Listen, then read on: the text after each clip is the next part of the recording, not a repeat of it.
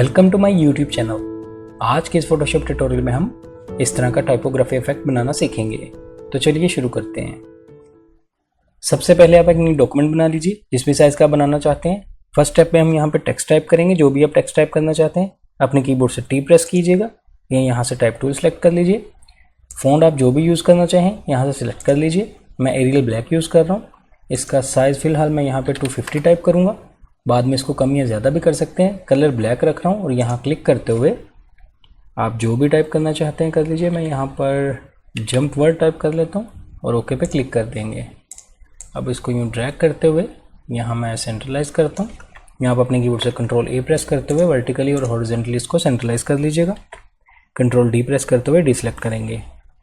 इसको थोड़ा सा और बड़ा करूँगा मैं, ऑलमोस्ट इस साइज़ में रखते हैं और इसके बाद फिर से ओके पे क्लिक कर देंगे। नेक्स्ट स्टेप में हम उस इमेज को लेके आएंगे जो इमेज हम यूज़ करना चाहते हैं इसके लिए। जैसे कि मेरे पास ये एक इमेज ओपन है, मैंने इसको पहले से इसका बैकग्राउंड रिमूव करके रखा हुआ है। ये देखिए लेयर मास्क आपको दिख रहा होगा। इस वाली लेयर को सिलेक्ट करेंगे टॉप वाली को और यूँ ड्रैग करते हुए इस डॉक्यूमेंट में ले आएंगे।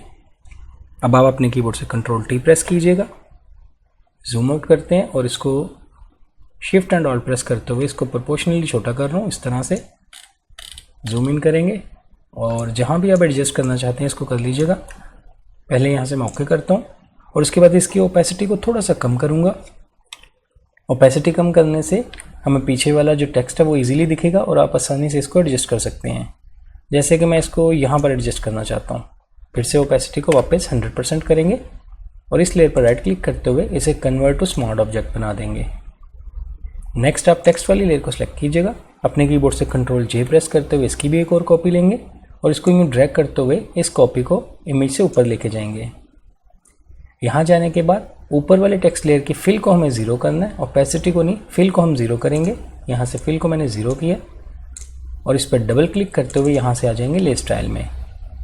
यहाँ आने के बाद आप यहाँ से सिलेक्ट कीजिएगा स्ट्रोक। स्ट्रोक की वैल्यू को मैं यहाँ पे 4 के आसपास टाइप कर रहा हूँ।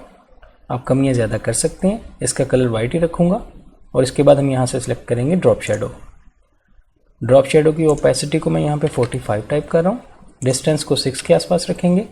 सेपरेट यहाँ 8 रखेंगे और साइज़ को भी 8 टाइप कर रहा हूँ। ये वैल्यूज़ देने के बाद ओके पे क्लिक कर देंगे। नेक्स्ट हम यहाँ पे कलर्स ऐड करेंगे। पहले हम टेक्स्ट को कलर देंगे। नीचे वाले टेक्स्ट लेयर को सिलेक्ट करेंगे और यहाँ से मैं कैरेक्टर पैनल को ओपन करता हूँ। कलर्स आप अपनी मर्ज़ी के मुताबिक जो भी यूज़ करना चाहें कर लीजिए। जैसे कि मैं चलें ये वाला कलर सेलेक्ट कर लेता हूँ और ओके पे क्लिक कर देंगे। अब हम सबसे नीचे वाली लेयर को सिलेक्ट करेंगे। यहाँ से जाएंगे एडजस्टमेंट लेयर में और यूज़ करेंगे ग्रेडियंट। हम बैकग्राउंड में ग्रेडियंट अप्लाई करना चाह रहे हैं तो यहाँ से ग्रेडियंट सेलेक्ट करेंगे। यहाँ ग्रेडियंट की बार में आने के बाद स्टाइल में यहाँ पे हमें रेडियल सेलेक्ट करना है। ग्रेडियंट की इस बार पे क्लिक करेंगे और यहाँ से बेसिक्स में क्लिक कीजिएगा, ब्लैक एंड वाइट सेलेक्ट करेंगे और इसके बाद ये देखिए यहाँ पे क्लिक करते हुए आप जो भी कलर्स ऐड करना चाहते हैं इन हेड्स की मदद से इस पर डबल क्लिक कीजिए। ये देखिए मैं यही कलर पिक कर लेता हूँ और यहाँ से इसको ब्राइट करेंगे। कलर्स आप अपनी मर्ज़ी के मुताबिक जो भी यूज़ करना चाहें कर लीजिएगा और ओके पे क्लिक कर देंगे।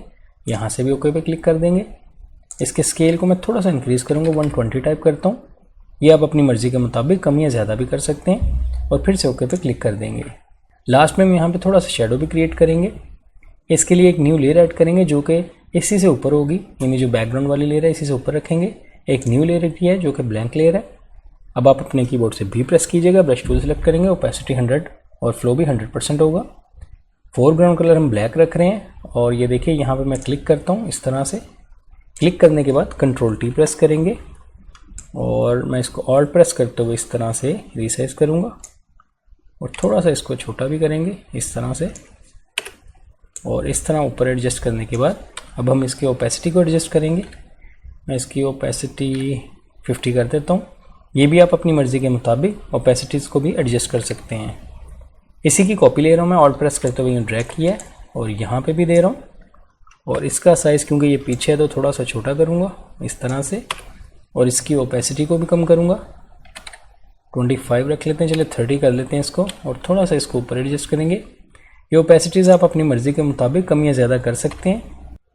मैं इन दोनों शेडोज़ को सिलेक्ट कर रहा हूँ। इसके साथ मैं इस इमेज को भी सिलेक्ट करूँगा। कंट्रोल प्रेस करते हुए ये देखिए इन तीनों लेयर्स को सिलेक्ट करते हुए कंट्रोल जी प्रेस करेंगे और इसका एक ग्रुप बना लेंगे। ग्रुप बनाने के बाद अगर आप अपने सब्जेक्ट को चेंज करना चाहते हैं यानी इसकी पोजीशन को चेंज करना चाहते हैं तो आप ग्रुप को सिलेक्ट कीजिए और इसको कहीं भी आप इजीली इस तरह से मूव कर सकते हैं। जैसे कि मैं इसको इस जगह पे रखता हूँ, इस तरह से ये आप अपनी मर्ज़ी के मुताबिक एडजस्ट कर सकते हैं। इस तरह ये सेटिंग्स पे अमल करते हुए आप इजीली इस तरह का टाइपोग्राफी इफेक्ट बना सकते हैं। आई होप आपको आज का ये छोटा सा ट्रिक अच्छा लगा होगा। वीडियो पसंद आई तो लाइक कीजिएगा, मेरे चैनल को सब्सक्राइब कीजिए। मिलते हैं नेक्स्ट वीडियो में एक न्यू ट्यूटोरियल के साथ। Thank you.